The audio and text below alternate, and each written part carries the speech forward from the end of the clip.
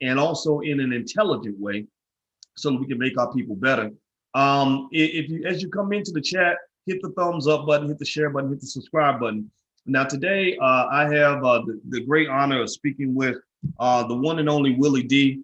Willie D's he's a hip hop artist, but that's what you might know him as. But you should know him also as an activist, as a strong black man, and as a good brother all around, a businessman, a thinker, and everything else. So first, I want to ask my brother, how you doing today, man? Man, you know, I woke up. Anything else can be negotiated. All right, all right. Well, I'm glad you woke up, and Yeah. glad to see you, man. You know, there's a lot happening right now, a whole lot happening, and a lot of y'all saw. Did anybody tell me in the chat if you guys are watching the chat? Did anybody just see the interview that Ice Cube did on CNN? Give me a yes or no in the chat if you just saw Cube on CNN. He was holding it down for black people, doing a great job. You know, we just had him on. He was just on the phone a second ago, and we were happy that that this brother is really representing for the black community. So Willie, you saw some of what's been going on with Cube. He's been meeting with the Democrats and the Republicans. He put the contract with Black America together with a team of experts. He didn't just do it all by himself, but he took the lead on this and really took a strong personal interest in black people. What do you think about what you've seen going on in terms of the controversy, right? A lot of people give him a hard time because he met with both Biden and Trump, and he made it real clear from the beginning, the middle, and the end that he was meeting with everybody because he's representing the black community, representing contract with Black America. He wasn't a Trump guy. He wasn't a Biden guy. He was a black man. What are you seeing in terms of how you feel about what Cube is doing and the reaction that you're seeing from people around the world? First of all, anytime somebody is targeted for anything, the first thing that I do is look at their record. Cube has a consistent track record of riding for black people, riding for the black community. That has never been a question. Those who know, know. The problem is we got a lot of new motherfuckers out there running their mouths who don't know. And they're social justice warriors who are just popping off and they're emotional and they just ride on anybody. They ain't got no respect for their elders. They ain't got no respect for the people that paved the way that came before them. They're just very disrespectful. And that's the climate that we're in with this social media thing. Now, having said that, we have also some of our, elders who have spoken out against Cube. And, one of the ones that surprised me the most was DL. Now, DL is my boy. That's my homie. Straight up, that's a friend of mine. Long time. I've been knowing DL almost as long as I've been knowing Cube. And both of those brothers are solid. A couple months ago, they came for DL, talking about DL cancel. Now, DL says something that they agree with, and now they want to praise DL and cancel Cube. Like, these motherfuckers be switching like clothes, man. They just, every day it's just whatever they feel like, they change with the weather. DL, I gave the benefit of doubt because I know DL. I know his character. I know that he's a man of valor. And so if he does something that I personally may not agree with, I'll still give him the benefit of the doubt and allow him that latitude to make a mistake that I might feel if I feel that it's a mistake, because he may not feel it's a mistake. So I would give him that latitude because he earned it. He's earned character equity in my eyes. So I would give him that space, and I would give him that latitude for error. So when they started talking about DL, I was like, man, kiss my ass. Ain't no canceling DL. You can't cancel DL Hughley. He put in too much work. You can't cancel Ice Cube. He put in too much work. Hey, look here. If you want to cancel Ice Cube, you know what? I'm gonna tell you straight up right now. Fuck you, because I'm next. You know what I'm saying? If you gonna cancel Ice Cube, I know I'm next because I talk a lot of shit, you know, and I you know, I air people out all the time. So I know it's just a matter of time. You trying to cancel Ice Cube, I know it's just a matter of time before you try to cancel Willie D. So I'm gonna be preemptive with my strike and just straight up tell you, fuck you right now, because you can't cancel Ice Cube to me. You know, he can't be canceled. The man put in too much work. And that's not just coming from the standpoint of a friend, because I don't even make friends with people that don't have good character. You dig what I'm saying? So that come off the strength of who he is as a man first, because I have had, being a celebrity myself, being in that entertainment space, a lot of my friends happen to be in that same space. And so we're in that type of, we have that, we're in a very peculiar space, whereas when people that are, our friends tend to have large platforms. From time to time, they are going to use those platforms in a matter that people don't agree with. Sometimes our friends are going to reveal to us a side of them that we didn't know existed, and they're going to disappoint us. And at some point, we're going to have to decide what's more important, the friendship or the person's character, right? So, you know, yeah. Well, you know, what's funny, man, is, you know, with this whole environment where, like, I'm so offended by what you think that I don't want to be your friend no more. Like, people got to really think about that, what that really means, man. Like, I didn't grow up in a space like that. You know, like most of us, and tell me in the chat if you know what I'm talking about. Most of us grew up with friends and relatives who just didn't agree with us. You know, like, you know, just it's like if I'm a Lakers fan and you a Sixers fan, or I think you know so and so is the best quarterback in the NFL, and you think somebody else is a better quarterback, it's like, who gives a fuck? You know what I mean? Like that's just diversity of opinion. That's supposed to make us better. We ain't supposed to all have the same fucking opinion, right? And I think people don't understand that. Like you and I, like if you and I are talking, I'm sure that I have said 1,000 things that you didn't agree with. You know, well, not a thousand, maybe a couple dozen. You know, not 1,000. It ain't that bad. Whatever it is, man. It's like, that's what freedom looks like. Yeah, that's what respect looks like, man. How many of us have ever sat down with one of our parents, man? I sit down. The man I probably admire the most is my father. You know, my father says a whole lot of shit that I think is bullshit. I say things that he thinks is bullshit, and he'll tell me, he'll be like, "That's some bullshit." And then I'll make my point. He makes his point, and then we go back to being father and son. Like I'm not gonna cancel my dad. You know what I mean? I'm not gonna cancel my friends. Like, so when people talk about that whole canceling shit, that tells me that you're flimsy from the beginning. You know, you're not really sturdy in your relationship anyway. And also, here's another thing, man. All that like cancel talk, if you really think about it, how many people have really been truly canceled? Like the problem is this, boys. They're always trying to cancel motherfuckers that can't be canceled. You know, like if you want to cancel somebody that you have authority over.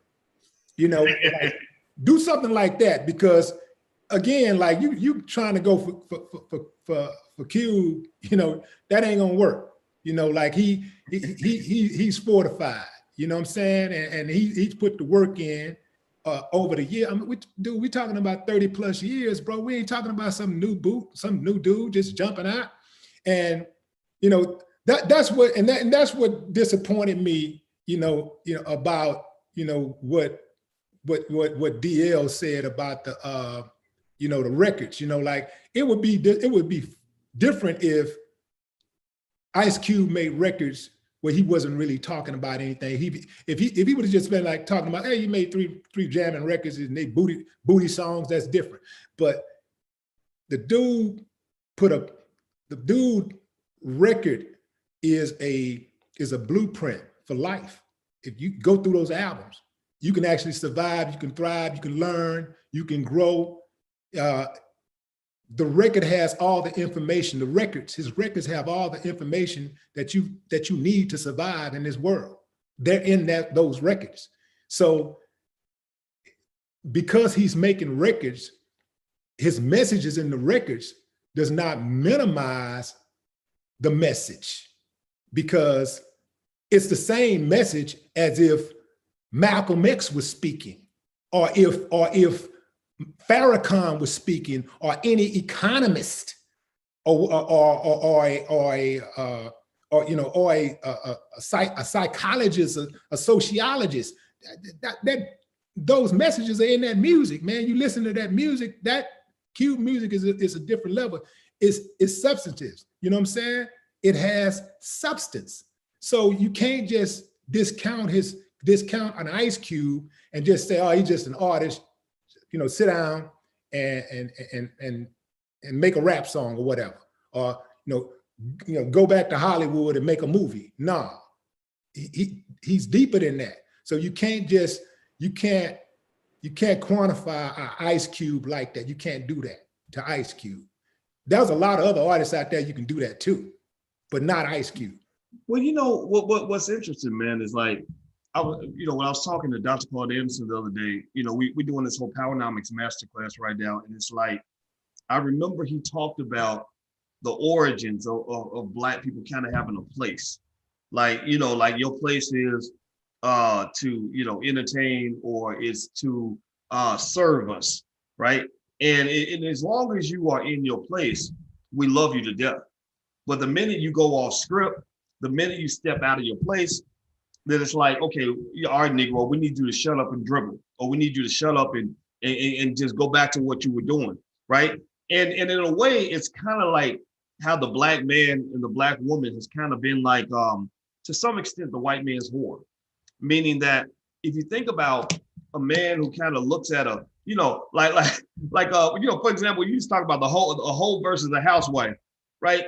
If somebody's in a certain category in your mind, you don't allow them to step out of that category, right? It's like as Black people, we have a place that they want us in, and you step out of that place, people are like, well, what are you doing?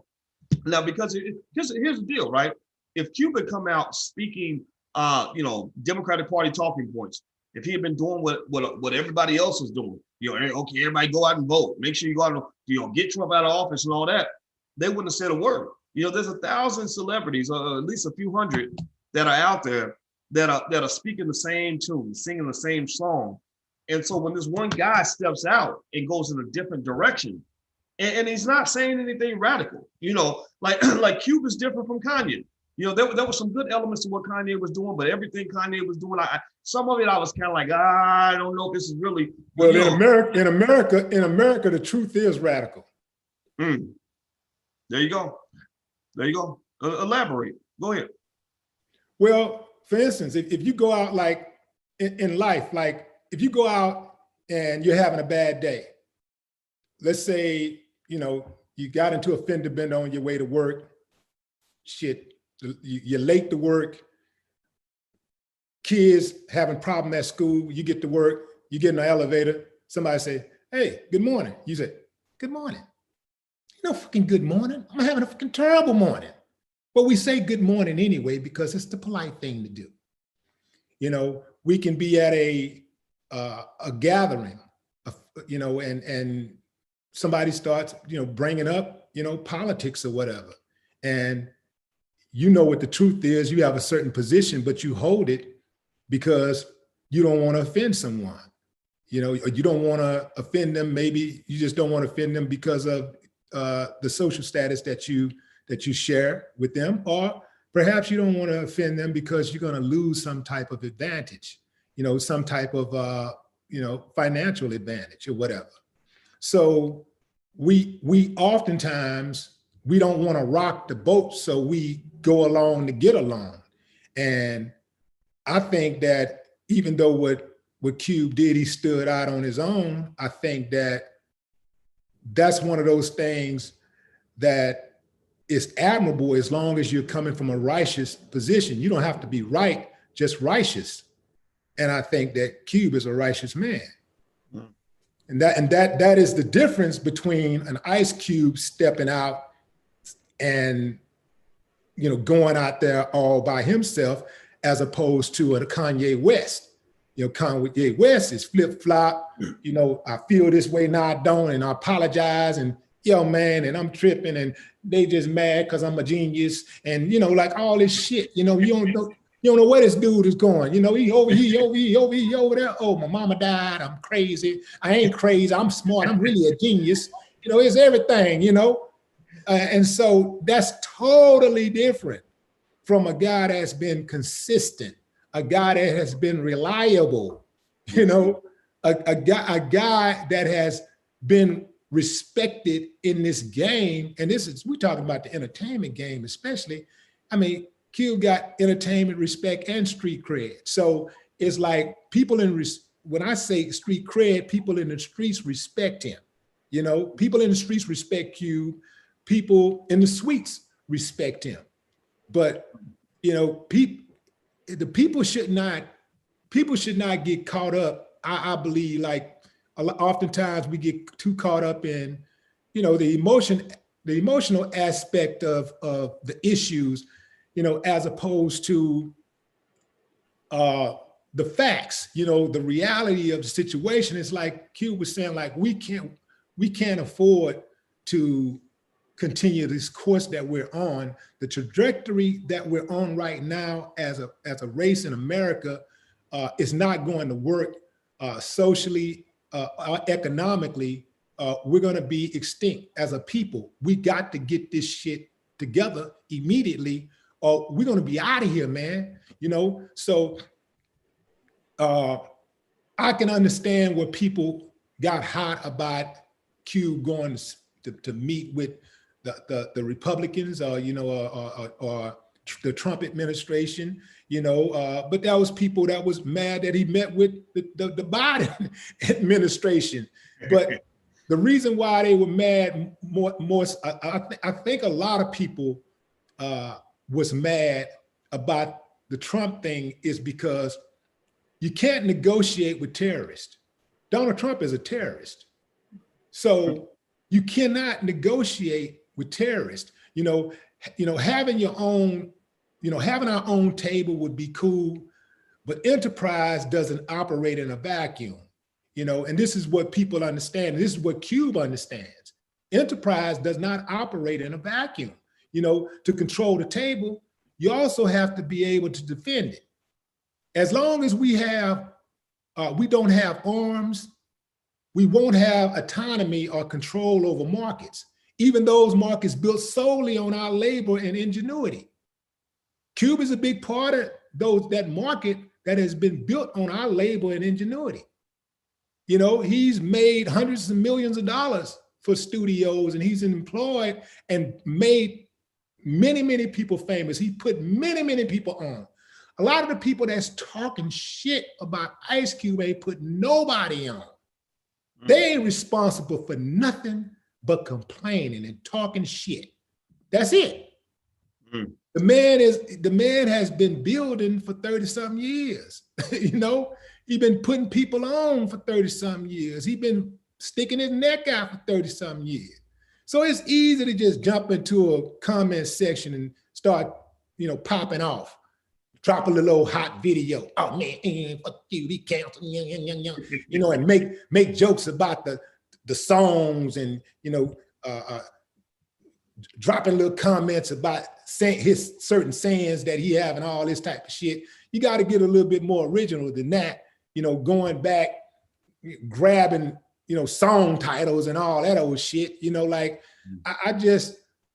I just look at it like, man, I look at the totality,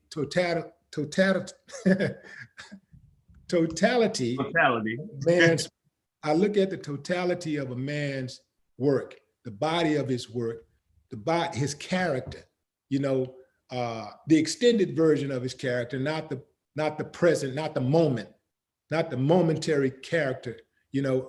I look at the extended character, and he been solid the whole time. So even if he do get out of pocket, I know this is a huge time. I know this is a huge moment in history, and this is, you know, perhaps the greatest election cycle of our lifetime, you know. And I thought about that. That's the reason why I changed my mind about voting. You know, I was not going to vote at all. And I thought about it. I was like, man, this is the most important election cycle of our lifetime. And, you know, and I get it, you know, every 4 to 8 years, they come to us like trying to scare us with this boogeyman shit. Oh, they Republican, they're going to get us. We got to vote. We got to go to the polls, man. Every 4 to 8 years, it's the same old, same old, same old, same old, same old. And, but I thought about it, man. And I was like, you know, this is the most important election cycle of our lifetime. And I can't sit this one out. So I didn't sit it out. I voted, bro. But I can't knock any Black person who decides that they're not that. I just can't knock them. You know, I made a decision for me, but I made the decision that I could sleep with, that I could live with, that I think is best for me, my family, and my community. And so each of us have to do the same thing. We have to make the decision that we think that we can live with. If we don't want to vote, if you don't want to vote, you don't feel like you're there, you don't feel like what Biden did with that 95 crime bill, that 94 crime bill is excusable, then, you know, go with Trump. If you feel like Trump is a racist and he's in for you and he's gonna sick them Proud Boys on your ass the first chance he get, then, you know, you go with Biden. Or if you feel like both of them doesn't have a redeeming bone in their bodies, hey man, sit it out, you know? So, but I think that we have to get to a point to where when we need to be able to identify our allies. Cuba is an ally. So we have to identify our allies. And once you identify an ally, understand that none of us are perfect and we're going to make mistakes. But if a person is an ally, then that is latitude for error, you know, perceived error, right? There is latitude for that. And if that happens, you don't just throw that person away. First of all, in this country, we black people, we can't afford any more fucking enemies. These motherfuckers hate us here, bro. They fucking literally hate us. The Congress, they hate us, bro. You can't tell me they don't hate us with all these damn laws that they put in place against us and the type of decisions that the Supreme Court make over and over and over again. You can't tell us that these people don't hate us with the way that they redlined and the way that they, first of all, brought us into slavery and then Jim Crow and then the red line and then blew up Oklahoma, Tulsa, Oklahoma, when we pulled ourselves by the bootstraps and we were self-sufficient, independent. We had our banks, we had our hotels, we had our jails, we had our own, literally our own investment firms, our own. We had our own schools. We had everything. Black, totally owned. We was operating with complete. Complete autonomy, and bam, them jealous motherfuckers came through with guns and bombs and shit and decimated the whole fucking city. And Tulsa wasn't the only city. We had many cities that were flourishing across this country. Tulsa was just the most popping one, you know, and they decimated it out of jealousy. And it's like Cube said, there are people in this country that are dedicated to making sure that Black people remain a permanent underclass in this country. And I do believe that Donald Trump is one of them. There you go. Donald Trump hates, I personally believe that Donald Trump really does. I think Donald Trump is intimidated by Black people. I think he's intimidated by Black people.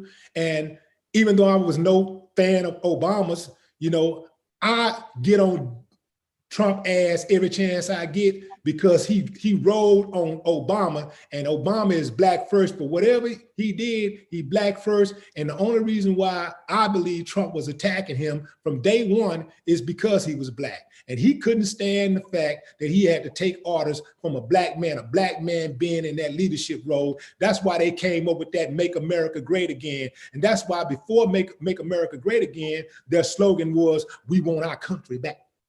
Them motherfuckers hate us, bro. Bottom line, they hate us. Well, so, I do agree with you. Let me say this, man. I think that their hatred, it's really like we acknowledge the hatred. So to me, whether you hate me or you just dislike me, I know that you are not going to save me, right? And I think that that's something where it's like, how much they hate us and whether they hate us, that's important to know. But I think that's not as relevant to me as just the fact that all we got is ourselves. And it sounds like that's what you're saying as well, that we got each other, and we have to really focus on that. My point. And what I really think is, where I get on board with that. And first of all, I want you to know that, and I want everybody to know this. My position on deciding to vote actually shifted. I was a non-voter, and I decided, you know what? Just because I don't need to stand on that non-voting rock. I'm letting people know. I never told other people what to do, but I have told people I do plan to vote. I'm gonna write in the candidate for the presidency. I'm not voting for Biden or Trump because I'm not going that far, but I will vote. Local elections, all that shit. So I think that that's a way, because I think at the end of the day, man, it's like when I hear, I hear what you say, and you and I are friends. You got what Ice Cube is saying. You got what DL might believe, whatever he believes. You got Roland Martin, who's in a little bit of a different space from me. I think it's really important, man, that we understand that we limit ourselves if we get too caught up in turf wars and factions within the Black community, right? So, for example, you got, Yvette Carnell and ADOS sitting over there, right? And I heard Cube say, he mentioned ADOS, and my thing is like, whatever differences I have with the leadership, I don't have a problem with the membership, it's more so the leadership. I can let all of that shit go because I'm not gonna win if I'm fighting against motherfuckers who agree with me on at least 40% of the issues. You know what I mean? Like, and I hope that everybody's maturity level and strategy level can rise to the point where, for example, you have people that believe in reparations who have attacked Dr. Claude Anderson and Powernomics. What sense does that make? Ain't you got a bigger enemy out here? Can't you? I mean, you got white supremacists out here. You got people out here that hate your guts.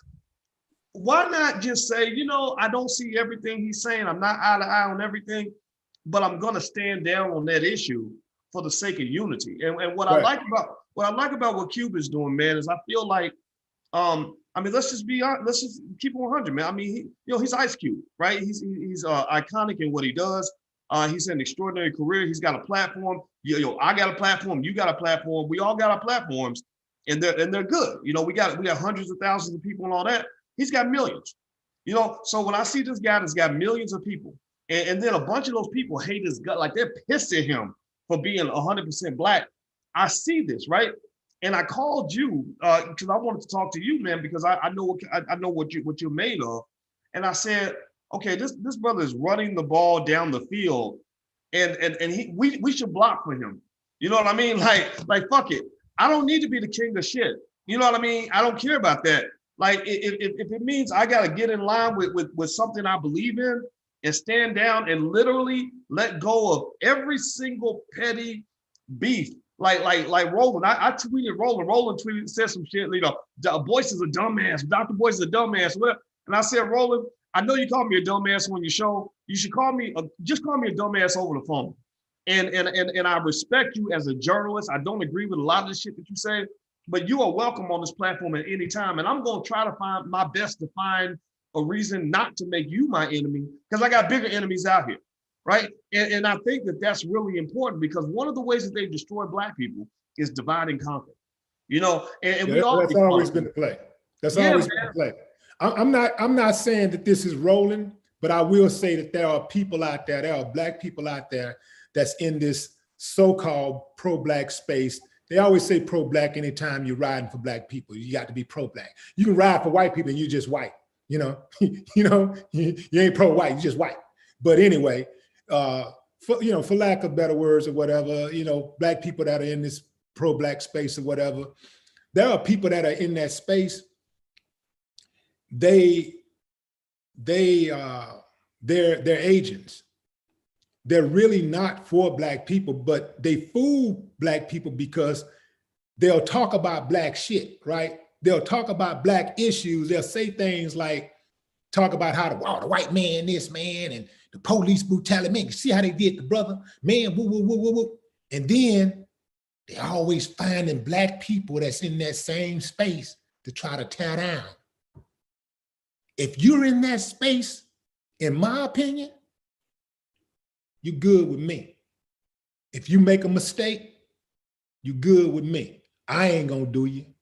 I ain't gonna publicly come at you because I know what you up against. If I sincerely see you in that space and I see you riding for us, I know what you up against because I know what I'm up against. I'm showing my face out here. I'm out here. They know me. They know where I'm gonna be at. I'm announcing where I'm gonna be at, and I'm showing up and I'm putting it in their face. And I'm strapped everywhere I go. Yeah, I'm ready, okay? And my people ready. So I know what you up against because I'm up against the same thing. DMs crowded with people coming at you all kinds of ways. Some of them black, some of them you don't know who they are. You don't know what kind of people they are. All in the comments. You squabbling black folks mostly, then you squabbling anybody. All these black folks, and these are people that you out here riding for. But like I say, it's enough of them out there that are agents, and they fool you by throwing out the black piece, throwing out the poop, the power, throwing out the, hey, throwing out the police did the brother wrong, and we got to come together and group economics and da-da-da.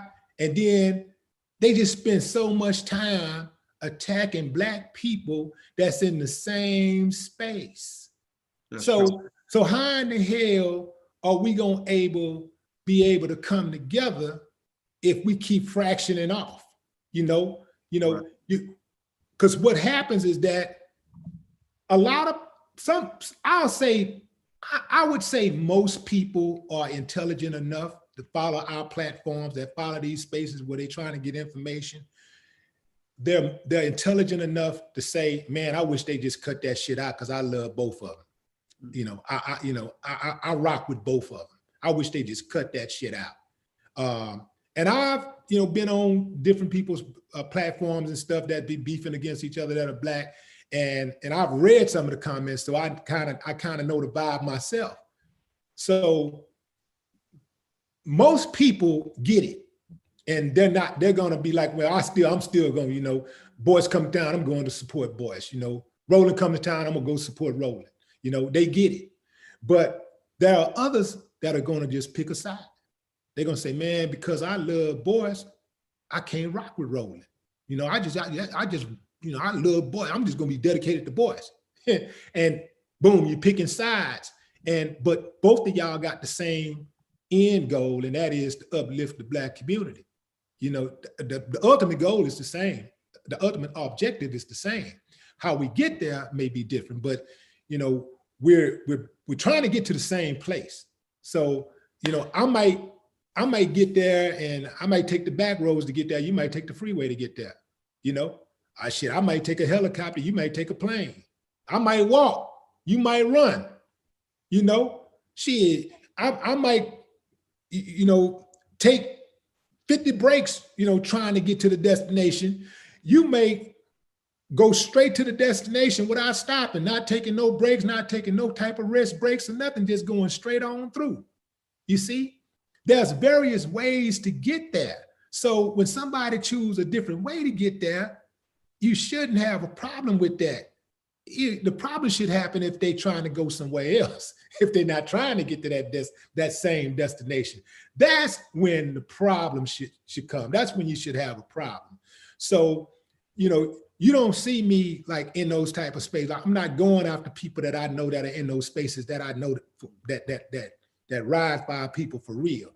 We cannot afford any more enemies. We got enough. America has done a great hit job on our image worldwide. They don't need no help. The American media has been in cahoots with the government ever since they brought the first slave over here. Even before that, they've been in cahoots, to make sure that we look bad globally. That way, people, when they look at the situation, they can say, well, I guess they probably deserved it. So that's how America operate. They operate that way because if when they do us dirty, they can justify the mistreatment of us by tarnishing our image. They tarnish our image globally, and people see us getting murdered and slaughtered in the streets. They can say, well, they must have deserved it. The people are savages, but they're not taking into account that the American media has played a significant role in doing that, and they have a direct investment in making us look bad. Yeah, I agree with you. And by the way, everybody, I'm talking to Willie D, and we're talking about a lot of stuff, mainly what Ice Cube is up to, and this kind of weird, untimely, almost like an attack that it seems the DL Hughley took real issue with what Ice Cube did when he met with the Trump and the Biden campaigns.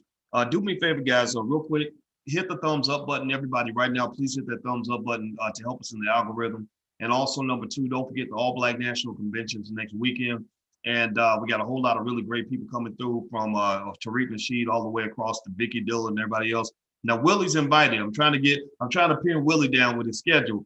But either way, either way, the door's wide open for you all the time, man, for sure. And so if you be one all black all the time, go to allblacknationalconvention.com. That's allblacknationalconvention.com. Hit the thumbs up button. So let me show you something, man, real quick. I'm gonna share with you. Cube kind of struck back at DL a little bit. It seemed like he took some offense to what DL put out. What DL shared an article from Politico, and the title of the article was "The Inside Story of How Ice Cube Joined Forces with Donald Trump." And so Cube wrote, "Join forces, stop pushing these bullshit headlines." So it looks like Cube took some issue with DL even sharing that article. Why do you think that particular article offended Ice Cube so much? I mean, shit, somebody talk some shit about me, I'm gonna be offended. That's simple as that. If you call me out, it's personal. But I didn't. That's my first time even seeing that. I don't know. I don't know what's going on. Like I think, before I really even speak anymore on DL, I need to I'm gonna reach out to the brother, and I'm gonna reach out to him. But I don't know what's going on there. But like I said, I know that I ain't seen nothing but solid from DL and Cube all the time I've been knowing both of them. Like I don't know any other dude. I don't know any other way. So this is why I say I'm willing to give my brothers the benefit of doubt first before we get into that type of stuff. I would just and I know it I'm a hold off on commenting on DL any further until I have a conversation with DL.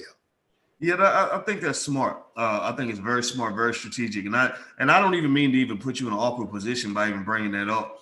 I bring it up just because I'm a little bit confused, and I think if I was going to throw in my 2 cents on it, my question would be, what are we going to unify around? Do we unify around whether I'm a Democrat or you're a Republican, or do we unify around the fact that I'm a black man, you're a black man, and maybe we have different approaches to solving the same problem? Like you said, I might take a plane, somebody else might take a bus, somebody else might walk.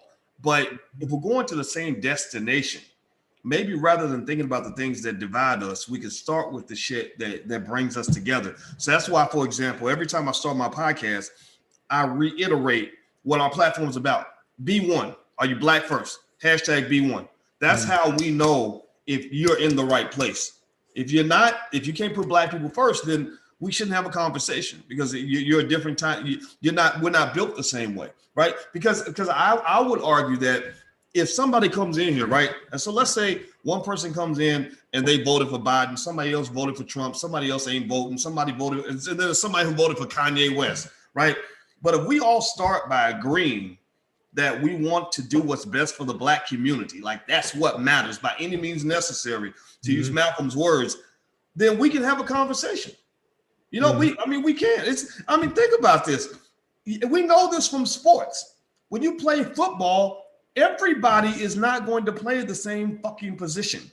You know, everybody's not going to be the quarterback. Everybody's not going to be the wide receiver. You need diversity. You need different players playing different roles. Basketball, you need the point guard. In the point guard's going to have a different skill set from the center, right? So what Great analogy.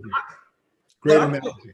You know, so what I think we got to do is understand that when it comes to building our community, we need everything. When you look at people, when you look at white folks and the way they amass their power throughout the world, they have thousands of different angles through which they promote white supremacy.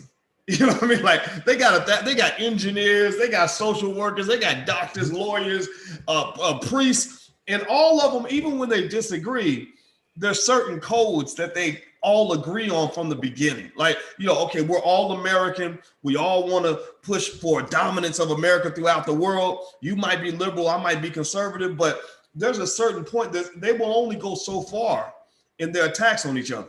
Like you'll never see Nancy Pelosi and say Trump hate each other so much to the point where they destroy their own power.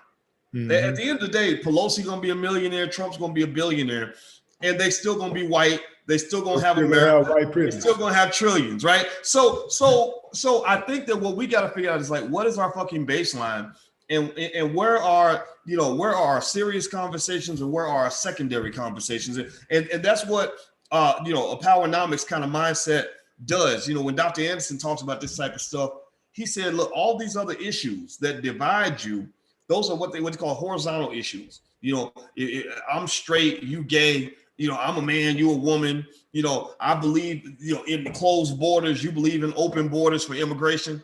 Who gives a fuck? Like that's secondary, because at the end of the day, we got to start with a baseline. Or like if LeBron is playing against the Oklahoma City Thunder, in that moment on the court, we are adversaries, right? We're gonna go at it. But after the game is over, they become friends again, right? So for black people, I think we should look at this Democrat-Republican stuff as a game. Okay, it's a sport. You know, I'm a Democrat, you're a Republican. We're gonna debate it all day. You're gonna tell me how great you think Trump is. I'm gonna tell you why I think Biden's my guy or whatever. But then when it's done, we still family. We go back to being family. And that's not hard to do. And I know it's not hard to do because I got liberals and I got conservatives in my family, and I love them all. I love them all. You know, and it's like it is funny. It's funny to watch, man. You know, like I'll listen to, man. I got one relative that watches Fox News all day. Every time I talk to her, she's repeating everything, like in the programming that's on Fox News in terms of how they program your mind. She'll recite word for word what she heard Sean Hannity saying, all that, Tucker Carlson, all that bullshit. Then I'll talk to somebody from MSNBC, and it's the same damn thing. And, you know, we all going to die from coronavirus if we step outside our house and all this other stuff. and I just kind of sit in the middle, and I'm just like, wow, this is fascinating to watch. But I think at the end of the day, man, you can't take this shit too seriously. You can't go out losing friends over this. And you can't forget where your number one loyalty has to be. Your number one loyalty has to be black people. You know, if you're doing something different from me, but I know you're doing it for the right reasons, I'm not going to deal with you the same way I would deal with somebody who is an overt enemy to the people. Exactly. And that is an excellent point. And that's why I keep bringing up Kanye, because Kanye is a white supremacist. I mean, people got to understand that you don't have to be white to be a white supremacist. All you have to do is to adopt their ideology. That's it. You know what I'm saying? If you have that same mindset, if you regurgitate white supremacist talking points, you're white supremacist. Candace Owens is a white supremacist. You know, she regurgitates white supremacist talking points. You know, if she was just a black Republican, I still turn my nose up at her. But you know, I wouldn't attack her. You know what I'm saying? I was just like, okay, well, you know, she just ain't figured it out yet. You know, but you know, but I wouldn't attack her. I wouldn't attack her. But I know that the reason why I go after her is because she comes after us every chance she gets. She never says anything disparaging about the white community. Never. She never says anything disparaging. Kanye never says anything disparaging about the white community. You know, if he's such a free thinker, well, we know that white people make mistakes too. We know that white people got killers, you know, in their race also. We know that they got pedophiles and lazy people and people on welfare. And we know that they got gang members and liars and thieves and kidnappers and adulterers. We know that they got all of that. But Kanye ain't never seen a white person do nothing bad because he ain't never, at least he's never spoken on it. But every time he got something disparaging to say, it's about black people. Same thing with Terry Crews. Terry Crews, he wakes up in the morning. What these niggas doing? I can't stand them. Let me see what nigga doing something positive I can say something bad about. Let me see what they like. Let me see what they like in the day. Oh, I got to bring them down now. You know, Massa, did I do good? That's all they do, bro. That's why I don't rock with them, because their hustle, their whole hustle is to bring black people down. When your criticism of the black community outweigh your contribution, you will start with C rhyme with Moon. You did, you know, like, so that's why that's how it's easy to tell the ones that are out there, they're blatant with it. And most of them, they're really blatant with it. Like when your criticism of the black community outweigh your contribution to the black community, man, you're not for us. I don't care how black you look. I don't care what your skin color is, what your tone is, you're not for us. And even if you're not black, if your criticism of the black community outweigh your contribution to the black community, you ain't for us. I don't care how liberal you are, how much of a white Democrat you are, you're not for us if your criticism of the black community outweigh your contribution to the black community. Wow. Well, you know what, man? I think that that's a good measuring stick, right? Like you think about it, right? People like, for example, Farrakhan. Farrakhan is conservative. He's a religious leader, among other things. But people give him a pass on any criticism he gives because they know about his contribution, right? You know, it's like your what they call. I think I heard a pastor say one time. He said, "Before you correct, you must connect." So before you come in criticizing, you got to show love first. You know, right. we will only take criticism from people that we know will love us. Like our mother can criticize us all day because she fed us every day. Right. So I think with a lot of the celebrities that have criticism of the black community, the criticism might be accurate. But my question is, have you been feeding black people every day? And I think that's something you can say about a Candace Owens. And but here's what's interesting, right? You can say that about a lot of the Negroes on the Democratic side too. You know, you ain't really feeding black people. That's true.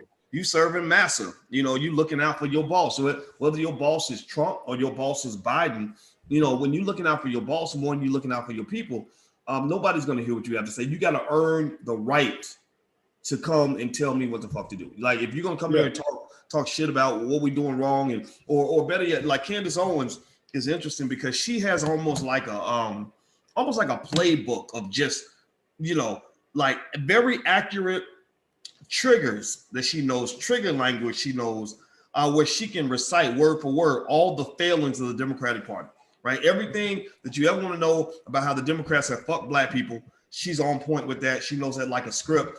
And, you know, because I listen to her talk and I'll be like, yeah, she's right about that. She's right about that too, right? But at the end of the day, at the end of all those sentences, it ends with, in your solution, criticism about black folks. Right. Well, it ends, you know, every critique she makes ends with go vote for Trump. So is that all you got? Like, is that all the fuck you got?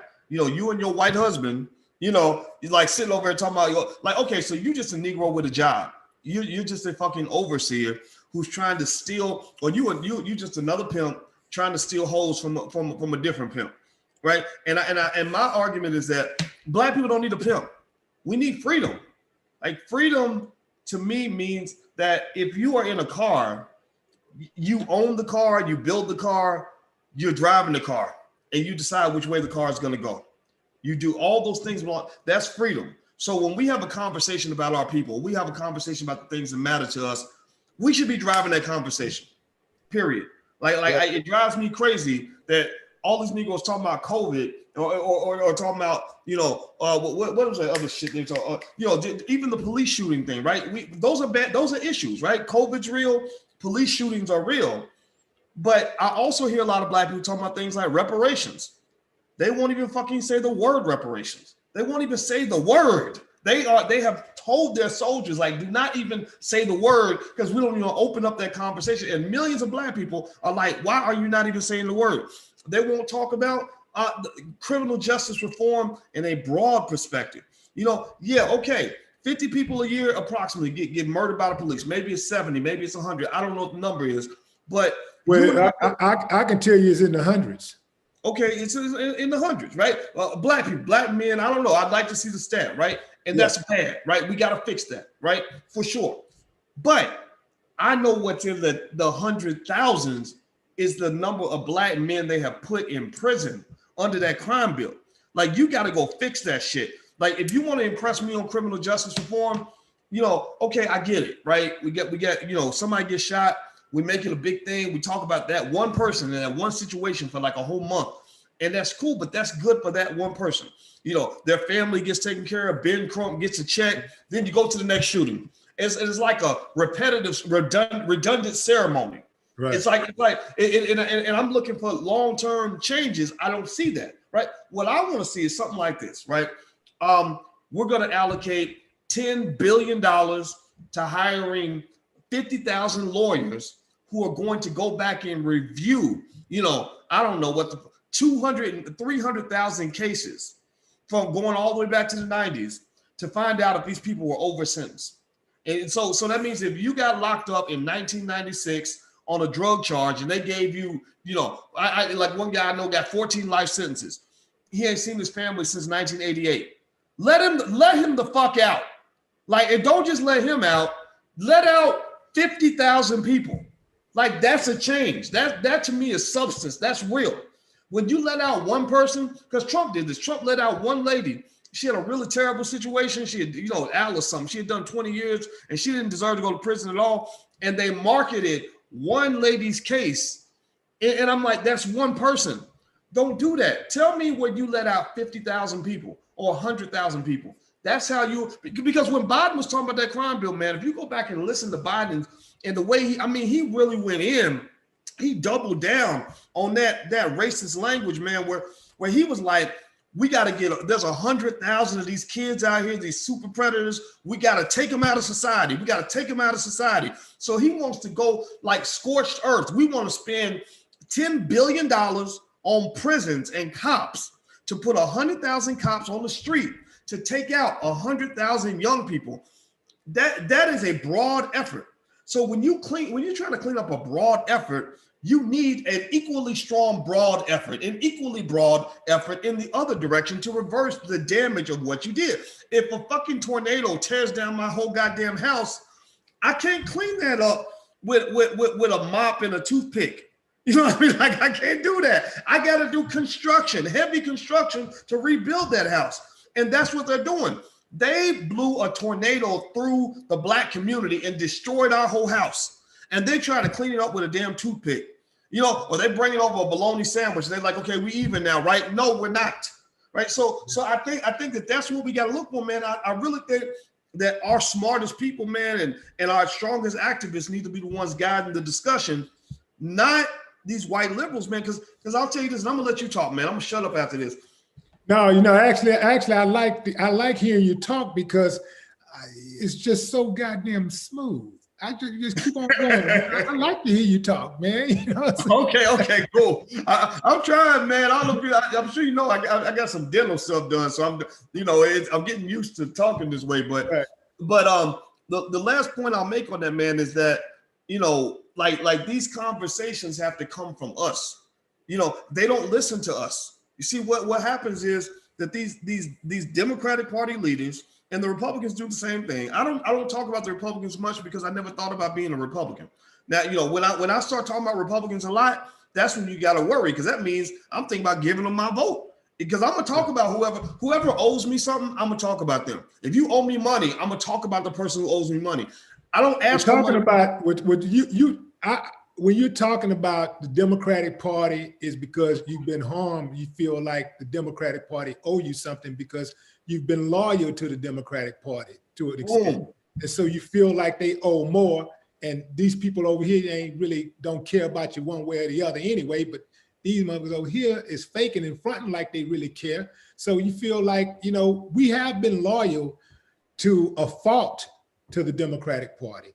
And we have not been compensated for that loyalty. That loyalty has not been reciprocated. And so there must be a fair exchange, you know, in goods and services. And we have not been given a fair exchange, you know. So I understand why, you know, you go in on them like that. I mean, I go in on them the same way. You're just, I think, more consistently outspoken about going in on them.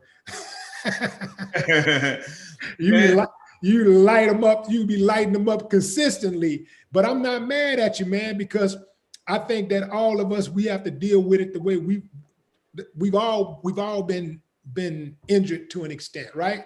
And so we deal with it the best way that we know to deal with it. But I know who you are as a man. I know your heart.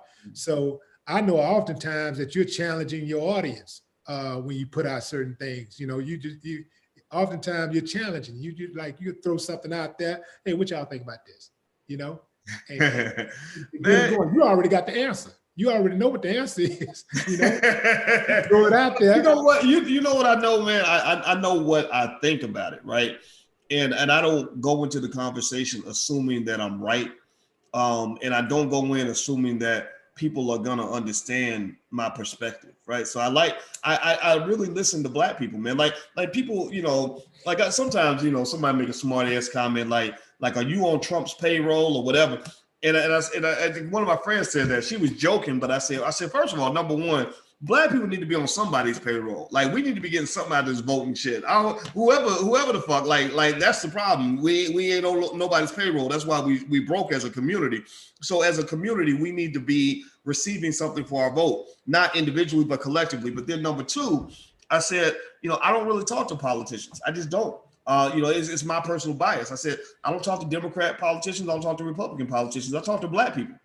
And that's where the conversations need to originate, because nobody really talks to Black people. Like they go to Black people and they tell Black people what to do. And that to me is about the most degrading, insulting nonsense I've ever seen in my life, man. That's some bullshit. You know what I see? What really run me hot, man? I see a lot of people. I do see a lot of people from both sides, you know, from Black Republicans and Black Democrats who are in leadership positions. Maybe they're a politician or they are, but especially like journalists and people that are bloggers and stuff like that. They talk in a condescending manner towards Black people. These pundits, the political pundits and stuff. You know, they're very condescending. You know, check this out. See, you want us to be on the plantation because you think Black people are stupid. When they say you think Black people are stupid, that is them using psychology on the Black people that they really think are stupid, so that Black person can ride with what they're thinking. Because if I say they think you're stupid, what are you gonna do? No, I'm not stupid. No, I ain't stupid. So I want to be on that side because you recognize that I'm not stupid. And bam, that's a play. A lot of them use, pay attention to how some of them talk. They love to say shit like that. They think Black people can't think for themselves. they think black people are stupid. They think black people this, and so a lot of times these pundits and bloggers and hosts and journalists, when they're talking about black people, they talk in a condescending manner, like they're above the black people that they're talking to, like they're above the audience that they're talking to. But so there's certain trigger words, as you said, that they use to reel them in, to reel black people in that are not critical thinkers. You dig? Yeah. So, but I like how you do the show when you come out, man, and it's very upfront when you say, yeah, this is for smart black people. Yeah. This is if you dumb, don't come on in. And you know what? Why the reason why I like that though is because it clears the way. It lets people know we're gonna have an intelligent conversation over here. Mm-hmm. Because a lot of times people like to come on the platform and they like to just come in and say stupid stuff and make comments that ain't got nothing to do with nothing. So I often watch your comment section, and a lot of the people that are in your comment section seem to have a pretty good grip on reality. Now, of course, you got your fair share of trolls. I've seen them. I've seen the trolls also, but for the most part, most of the people that are in your comment section usually seem like they have a pretty good understanding of what's going on.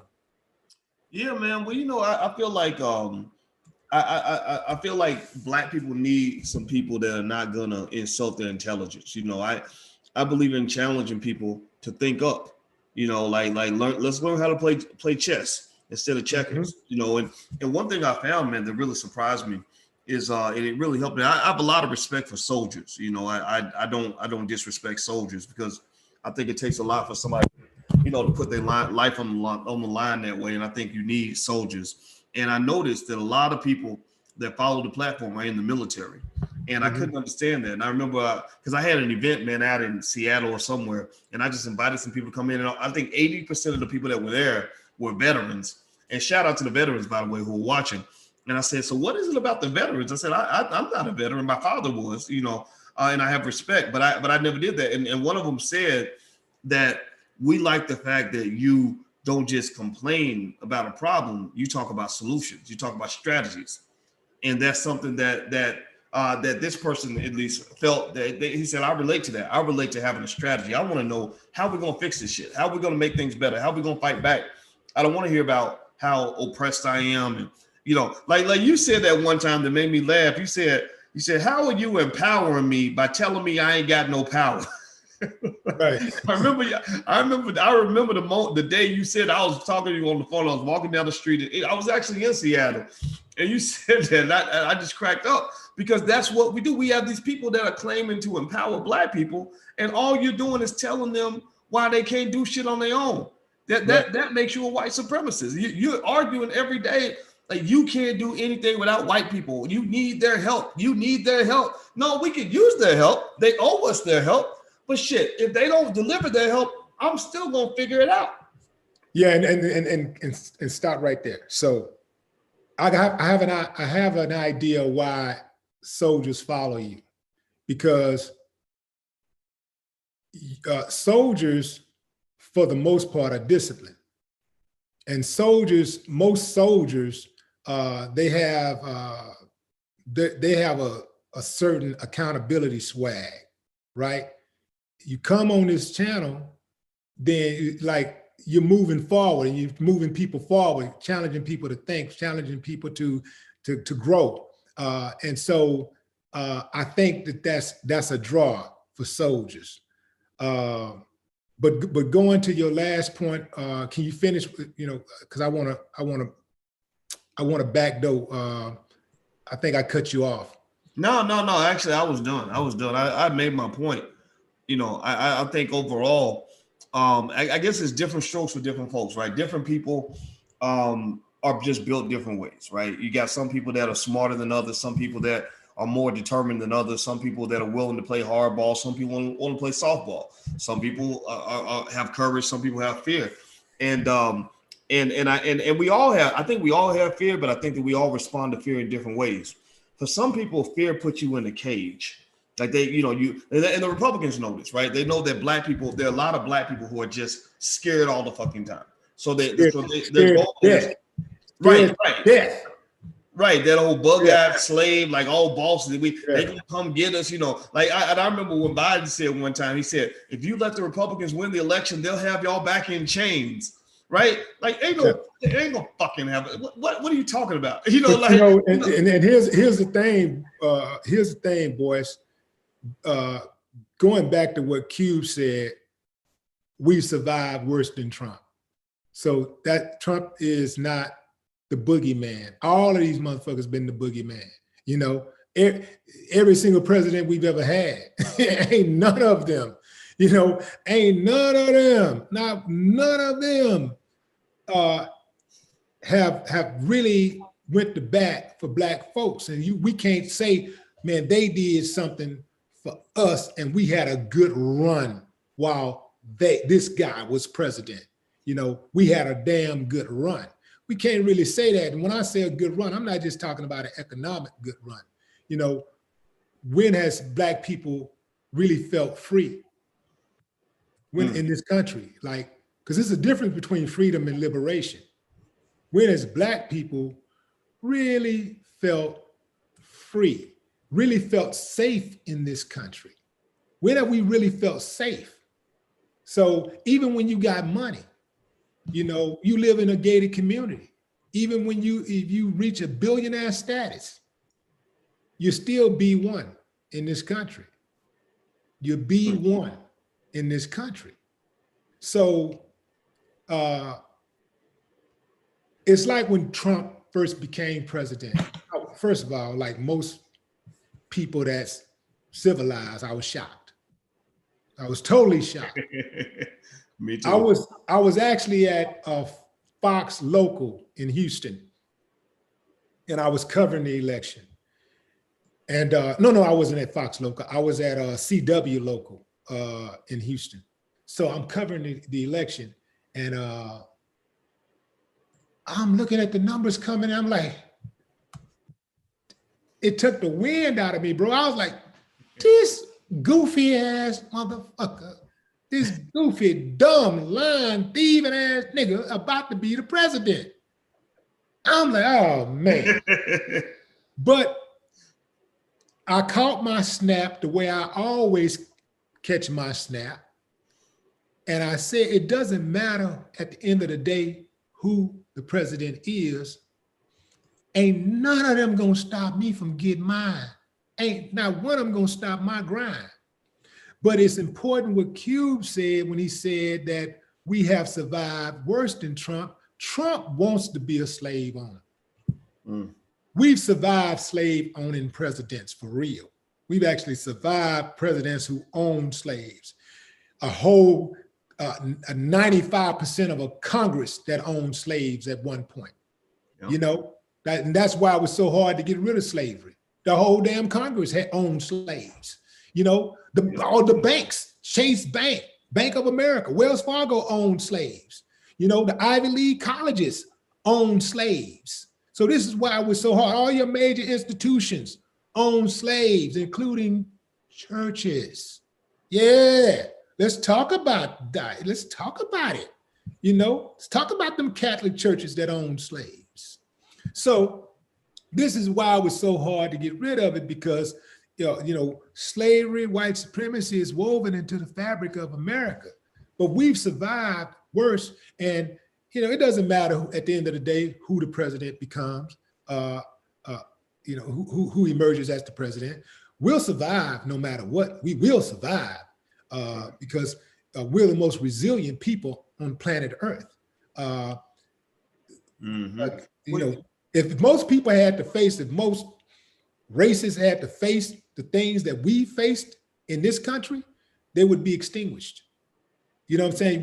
We'd probably be down to just black folks as a race, period.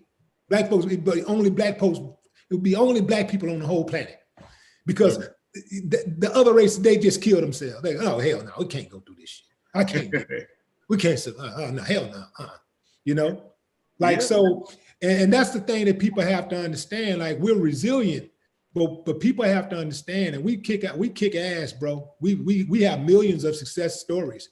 They just try to make us concentrate on the biggest of the biggest success stories, but we have millions of success stories where we've created, successful lawyers and doctors and scientists and entrepreneurs and mothers and fathers who work their backs, to a grind for 30, 40, 50 years so that they could break the generational curses and send their children to school so that they can have a better life than they had. That's a success story.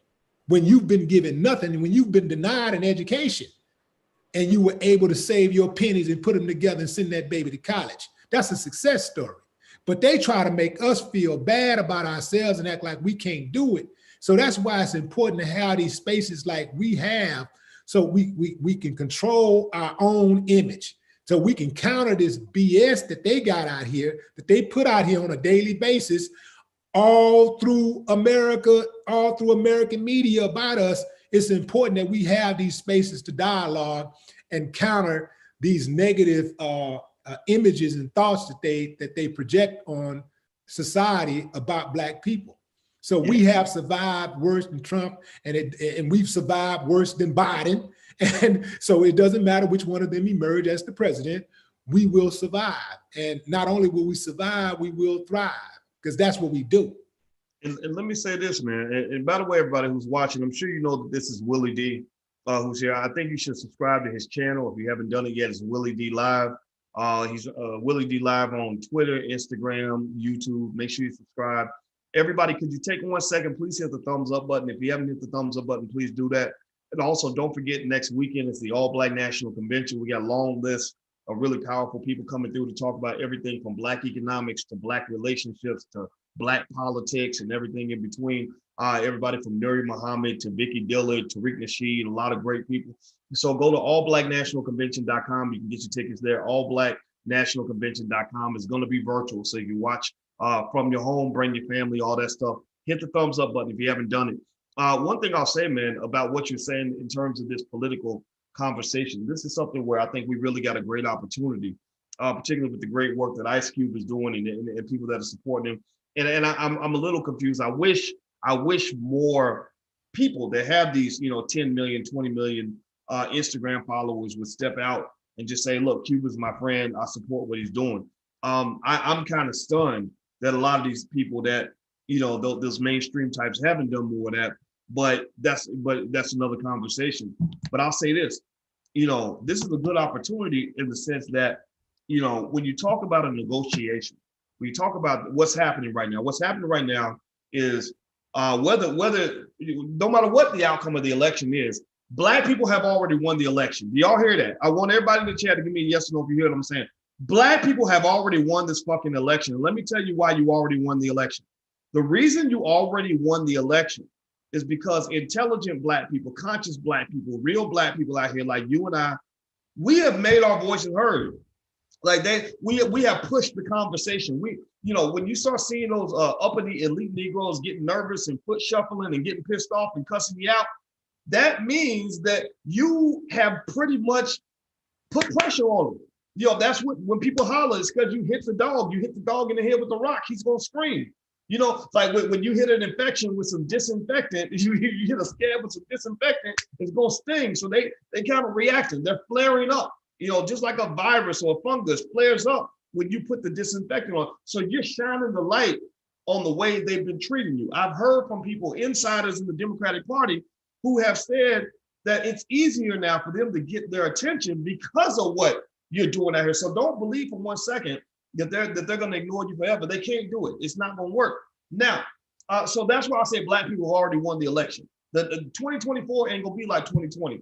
They're going to have different conversations because they're going to know they're dealing with a more educated, a more active, a more courageous constituency. So give yourself a round of applause on that, because these things take time. Give yourself a round of applause. That's a good point. second thing That's a I'll good say, point. yeah, man, yeah, I'm very proud of black Yeah, people right now. that's a good I point. really am, man. And the second thing is this, right? With a negotiation, here's the deal. When you're negotiating, it's a lot like I play a lot of poker. I don't know, you can play poker like Texas Hold'em, anything like that? I don't gamble, man.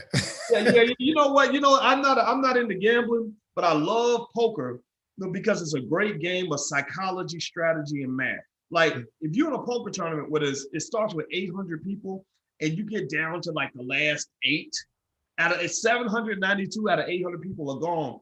Every person at that table is like sharp as fuck. Like everybody, like they know how to take in information, they know how to send information, they know how to deceive, they know how to trap, trick, all that shit, right? And so I'm a pretty good poker player, man. I took it up as a hobby and I really fell in love with it. I don't play as much as I used to, but I love it. Why do I bring that up? Well, because a lot of poker is a negotiation. And one thing about poker is the cards in your hand don't matter as much as how you play the card and how you communicate with the motherfucker across the table. You know, so when you're dealing with somebody across the table in poker, there's a few basic things that you do and things you don't do, right? So one thing that you do is when you're dealing with somebody, you always have to make sure that you lean leverage in your favor. So for example, if I'm sitting and I'm dealing with somebody, and I don't know if they have a better hand than me or not, we're feeling each other out.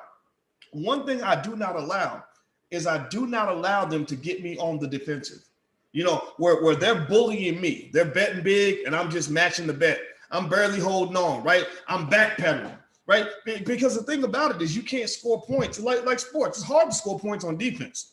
Right. You score points on offense, right? And that translates to politics. One of the rules that like the dirtiest Republicans, like the really smart ones that, you know, that were able to win elections with dirty shit, one rule they have is that you never defend, you always attack.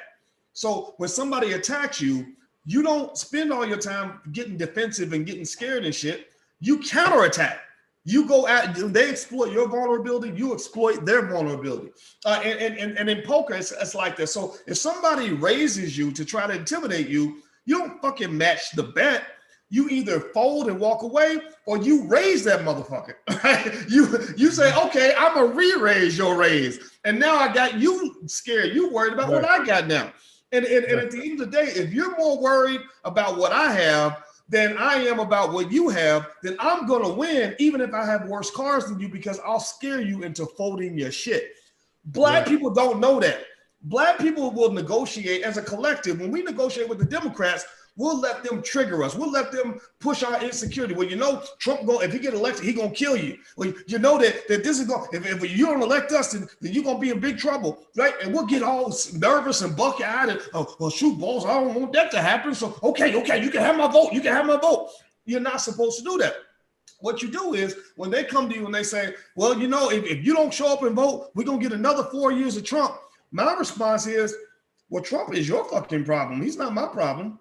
I can survive another 4 years of Trump. I did the first 4. I can do the next 4. As you mentioned, we survived presidents that owned slaves. So Donald Trump is not worse than whatever our ancestors survived. So we're built for this. We can wait all fucking day. Now, so if you want to get Trump out of office, which apparently that must scare the shit out of you, then it sounds to me like you better do what's right for black people. Because I want to give you my vote. I want to support you. But if you don't come correct, then I guess you're going to have to deal with another 4 years of Trump. You keep them on the defensive. You go at them. You don't let them fucking scare you. Trump is their problem. He's not your problem. And I think that for black people, we got to, you know, too many black people will literally drop everything, give up every fucking negotiating point that they had, everything that you wanted. You'll throw all that to the side because they pretty much have got you so scared of Donald Trump that you will give away all of your opportunity for progress in exchange for protection from a guy that can't really hurt you. I mean, you've gone through a whole lot of shit as black people. I mean, we survived the fucking Middle Passage. We survived 250 years of the worst slavery in the history of mankind. We survived 100 years of Jim Crow. We survived 50 years of mass incarceration. You're going to tell me we can't survive 4 years of Donald Trump?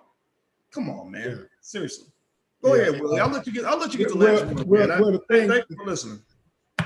one of the things is that I heard people saying that, well, why did Q wait this long? Like the Democrats. He said he met with the Democrats for Biden's people, and he met with Trump's people. Trump's people adjusted their so-called platinum plan that he ain't gonna never deliver on, but they adjusted it, for optics, I guess. And then, the Democrats said, hey, man, we'll talk to you after the election. So I know DL had said that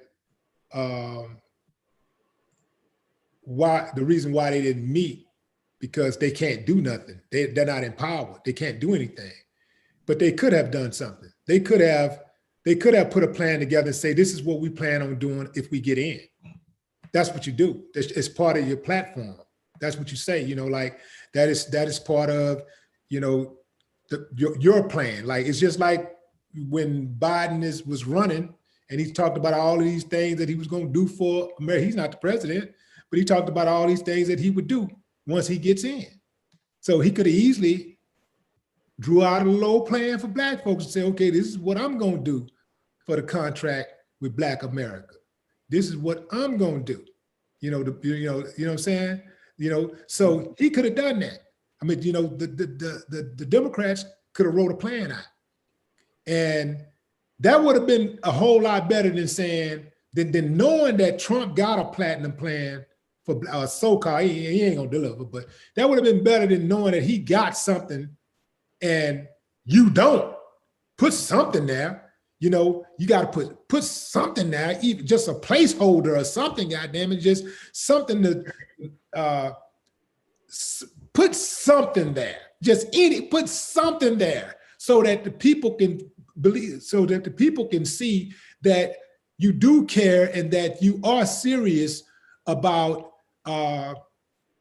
getting the Black vote and also helping Black people, get to where we're trying to go, not just during the election cycle, but beyond the election cycle.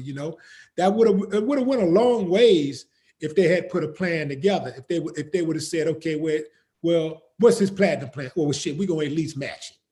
You dig what I'm saying? Or you know what? Instead of 500 billion, man, we you know what? Yeah, fuck it, make it $1 trillion. You know what I'm saying? Fuck it. We'll make it $1 trillion. Make it $1 trillion. We 5 billion. Because hey, man, look, let me ask you a question. They coming up with this money. They coming up with the stimulus money. They pulling this stimulus money out of the sky. Oh, they ain't never had no money, but all of a sudden they pulling trillions of dollars from everywhere. Trillions of dollars coming from all over the place. You ain't got $1 trillion sitting over there for us. And you ain't got $1 trillion. But let me ask you this too. And you're right. You're right. The biggest critique I had about Trump's platinum plan was, I said, okay, he's been in office 4 years. Like he could have did a lot of this shit the first 4 years he was in office. So there's no credibility there. We know that. But if I recall, I'm trying to remember, there was a guy in the White House from 2008 to 2016. I can't remember his name, and he had a vice president. What was it? Barack Obama. That's right. We had Barack Obama in office from 2008 to 2016, and his vice president was Joe Biden during that time. And I remember thousands of Black people screaming, like, you got to do something about Black unemployment. They didn't respond. You got to do something to help the Black communities. They didn't respond. And so what it really just says, man, is at the end of the day, right? None of these politicians give a fuck, right? And I mean, that's just it, right? I hope we can at least start the conversation there, right? The Republicans don't give a fuck. The Democrats don't give a fuck. Politicians react when you make them react. Getting money out of these politicians it's like a bill collector that's trying to get student loan payments out of somebody who's already broke, who's living paycheck to paycheck. You ain't gonna get that money by being nice. Like I remember, when I was broke, when the bill collectors would call me, you weren't gonna get my money, but on the honor system, just me, saying, I would say whatever I need to say to get you off the phone because I had bills to pay. I had other priorities with my money, right? I wasn't gonna give you my last dollar. You had to get that money by playing hardball. You had to really put your foot on my fucking neck. And the one who pressed the hardest was the one who got the fucking money. So with black people, the question we must ask ourselves is, are we willing to pay hardball? You know, or do we have so much of a Stockholm syndrome? Do we love these white people so much that we start to feeling sorry for them? I mean, think about it, right? You know, when you go, when a bill collector is asking people for money that they owe, they like, oh, well, I would pay it, but I got this problem and that problem and this, that, and that, right? So people can give you sob stories, and if they think you'll take the sob story, then that's what they're gonna feed you every time. But when you say, fuck you, pay me, like, fuck you, those are your problems, those are not my problems, fuck you, pay me, then you can force the issue. So I think for black people, we gotta be some bill collectors up in this motherfucker. Like, I think we gotta go to the Democrats and Republicans, just go to the government, the biggest white supremacist institution in the history of this country is the federal government. Go to the government, and our attitude should be, fuck you, pay me. When they say, well, we got the national debt is too big.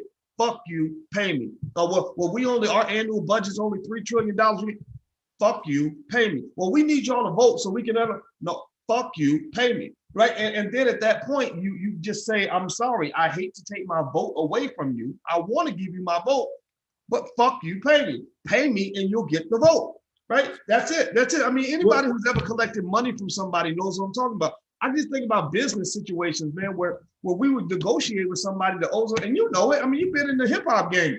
You know, think about it, man. Think about how many times you had some guy that was running a record label who swore he didn't have your money. And what do some of those dudes have to do? Tupac, Q, a lot of these guys had to go in with fucking baseball bats, guns, whatever the fuck, and be like, you're about to go find my fucking money, right? Am I lying or am I telling the truth? Well, give me your thoughts on that. No, you're on the money. I mean, you're on the money. It's simple. Like, I just know, like, I mean, that's a good analogy, man. Like, I want my money, bro. Like, I got to get that money, because I look at that money like my money, like that ain't really my money. That's my baby's money. You know, that's my kids' money, man. And everything I do, you know, is for them ultimately.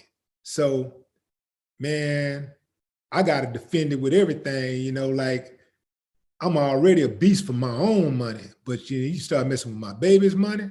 Oh man, you know, everything tied to that. You know, so I couldn't even look at myself in the mirror if I allowed somebody to take my baby's money. You know, I can't look in the, I couldn't look myself in the mirror. I got to settle that. You know, I got to make that right. So no. I got that attitude. Like, I got to have it. Yeah.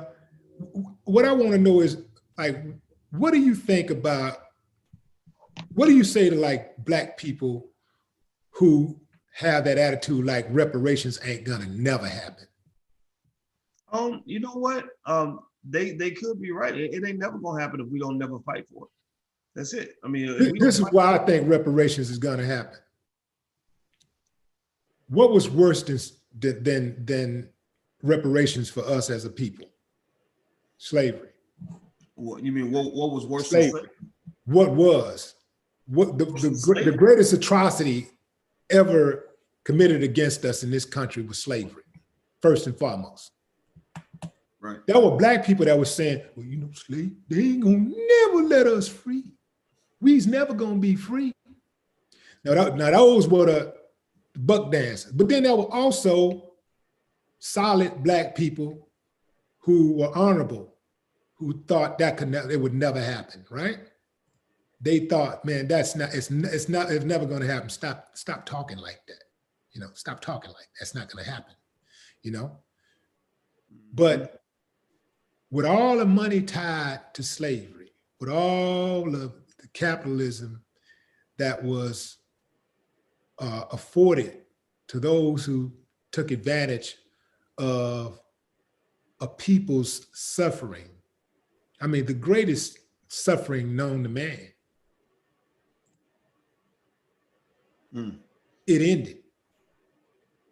Black people were finally, you know, freed in this country, you know, after hundreds of years, you know, of servitude, free.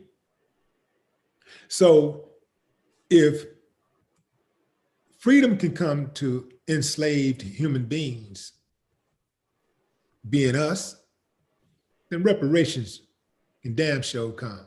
So I think that reparations is on the way. Just like a black president caught us off guard, I think reparations is going to catch a lot of people off guard. This is going to happen. You know, like a lot of things happen in this country, man, and you never, the biggest movements that happen in this country are not even things that the public are even aware of until they actually go down.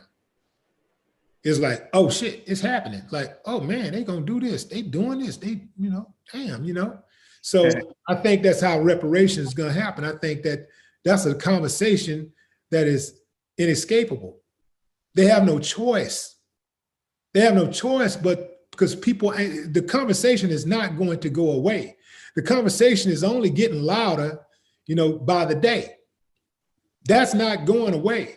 Now, does it mean, in my opinion, you know, it doesn't mean, you know, no reparations right now, no vote. Because I kind of look at the things that we need, all of the things that we need in this country. I look at it like there's levels to the things that we need. And we ain't gonna get all those things at one time. We need reparations. We need police reform. You know, we need prison reform. We need education reform. Shit, we need reform across the damn board. You know, we need credit reform. We need employment reform. We need reform on so many levels. So I kind of liken it to a record contract, right? You know your value, but when you sign a record contract, it's a give and take situation. You know, like, so for instance, when you first sign your record contract, you might try to go and get yourself 20 points, but you might ask for 30 points, but you might end up settling for 12 points. You may ask for the record label to pay for the video, but y'all settle on the record company paying half and you paying half. You may want your publishing. Record company say, man, you know, I got you by the balls right now. We want that publishing. And if you want this contract, then that's what it is. And then you just say, you know what, all right, man, I'll give it to you as long as I get on. I'm in the door. I got some of the things that I wanted. I'm in the game. I'm an artist. I'm putting out music. Then you re-up after a couple of albums or so. You prove yourself. You show your work. You in the game. They know your value. They can't even afford to lose you. They got to play ball, and you going to the highest bidder. Okay, now you getting that 20 points that you wanted. Now you done bought your publishing back, or you getting your publishing going forward. Now you got the record company paying for the video all together. Well, they ain't gonna go that far, but you see where I'm going with it, right? So, you know, it's levels to it. And, you know, like, we're not in a situation like a bunch of little kids where we can say, you ain't no vote, you know what I'm saying? But, you know, at the end of the day, though, if that's how somebody feels, then again, I can't blame them, because, you know, we just been given a shitty deal in this country. And so I can't blame a person for feeling the way that they feel about voting. I can't blame a Black person for feeling the way that they feel. Whether they feel like they got to and they're desperate, they feel like they just gotta vote, or whether they saying, man, I'm gonna hold my vote, fuck them, I ain't voting for neither one of them. You know, I can't blame them. I cannot blame them, because, man, you know, desperate situations calls for desperate measures. And, you know, I can't tell people how to feel or how they should react to this damn pain, this violence that have been perpetrated against us.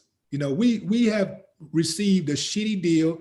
We've given more to this country than any group of people that have ever come here. There's no immigrants that ever came here that's contributed more to this country. We built this motherfucker. Let's get that straight, okay? We ain't talking about, you know, from the 1900s to 1800s, but no, we've been in here building this country. We built it from ground up. So I'm not trying to discount anything or discredit anything that other groups have contributed to this country. But let's don't ever forget who laid the foundation, who built the foundation to this country. This country was built off the backs of Blacks, free labor for hundreds of years, no compensation, and let's not forget that between all of that, there was a whole lot of murdering of Blacks, lynching, murdering babies, not just men, not just women, not just children, babies, infants. They murdered, okay?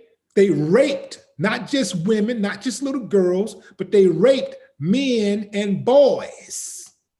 Let's not forget that. Let's not forget that they sold Black families, busted up the families, sold them to other slave owners. They sold human beings. They busted the family up.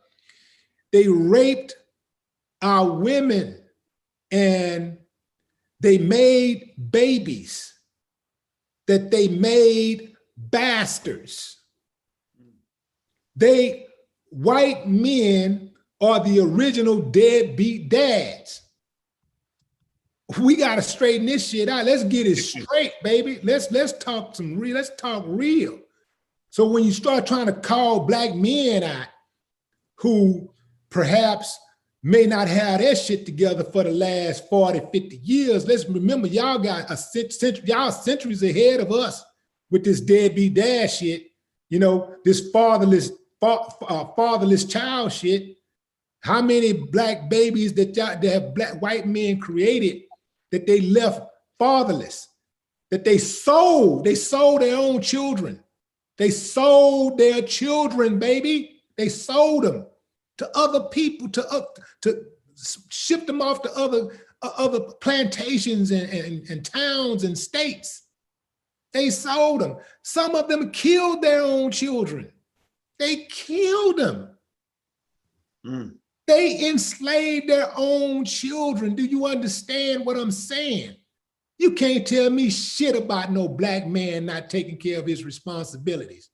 Anything we've possibly learned that we've shorted our babies, we learned it from you.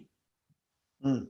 And even then, we ain't got it down because we'll never catch up with the savagery of what they did to us. Mm. We'll never catch up with that. And we ain't trying to catch up with it. No. Because it's a whole lot of us doing a whole lot better, a whole lot more than what they're trying to give us credit for. Most of the Black men that I know personally are deeply involved in their children's lives. I don't even hang out with dudes who don't deal with their children, who ain't good fathers. I don't even hang out with them kind of dudes. I don't even befriend them. Because I know if you don't give a damn about your child, I know you don't give a damn about me. There you go. I don't even mess with those type of dudes. So most of the guys that I know, even the guys in my family, we all are men of valor, man. We ride for our babies. We take care of them babies. We are with our children. We talk to our children. We coach our children. We teach our children. We nourish our children. We counsel our children. You can't tell me shit about Black men and our responsibilities. Now, if you got a bad experience or two or what, 3 or 4 or 5 or 6 or 7 or however many you got, that's on you. But the ones that I know, most of the ones I know are good fathers. So all of this stuff about Black men, this and trying to drag us and put us down and all that shit, man, don't fall for the banana in the tailpipe. We some bad mothers. Shut your mouth. Well, I love it, man. I think it's a good way to finish up the conversation. So everybody in the chat, let's make this an active exercise. Everybody in the chat, if you know a Black man who is a good man, who's doing great things in his life, say his name in the chat. Say the name of somebody that you love, who's a strong Black man. Say his name. Let's start saying the names of the men that we respect. Let's elevate the Black man. The Black man is reclaiming his place on the throne. I was saying this earlier to somebody, and I believe it to the core of my heart that we are in the middle of a revolution. I told you, Black people have already won this election. We made our point. We made our voice heard. We're gonna keep on doing that. Number two, the Black man. What you're seeing right now is the natural chaos that occurs when there is a shift in power. When there's a shift, whenever you have an earthquake, it's because the plates of the earth are moving, right? The tectonic plates are moving. The volcanoes are coming up, and all those other mountains are being displaced. And so you're gonna have some disruption. So right now, that disruption that you see is the reemergence of the Black man to his place on the throne. And so it is up to our community. Our future of our community is up to us. We decide what that future is going to be. The Democrats don't decide it. The Republicans don't decide it. We decide that. We're going to get reparations when we decide it. We're going to make things happen in our community when we decide it. Our families will come back together when we decide it. So make that decision, and let's start by cheering on the Black men and the Black women as well, because we got some strong sisters out here that are really doing the damn thing. Let's cheer on those Black folks, and let's put that throne up and put them in the throne. So shout out the Black man. We're focusing on Black men because of what Willie just said. Shout out the name of some Black man that you love who was there for you when nobody else was, because we need to start controlling the narrative of how our men are perceived and portrayed all throughout the world. So that's my last thought, man. Willie, I want to say thank you, man, for coming through. It's always an honor to have you, brother. Thank you very much. Absolutely, man. It's been a very spirited discussion, and I appreciate you for giving me the platform, man, to speak. Yeah, brother. Well, you know what? The door's always open, and it's great to have a great ally down in Houston, man. That's one of my favorite cities, and it's in my top 2 or 3. I feel like I'm at home every time I go to Houston. And shout out to everybody. And that's because you are. That's because you are, man. I'm gonna give me a new place, man. So next time you come down here, man, I put a room aside for you. All right, that's what I'm talking about. Yeah. Okay. All right. Well, I will be there to claim that spare bedroom, man. And thank you, brother, for the invitation. And I'm gonna bring Alicia down. And I know we always have fun. And thank you all for watching. And some of you I saw made donations in the super chat. I want to say thank you for doing that. I didn't want to interrupt my brother while he was speaking, so that was why I didn't say anything through the conversation. But I did see you, and I want to say I acknowledge you. Thank you so much for your support. Also, if you could, 2 things. 1, hit the thumbs up button on your way out.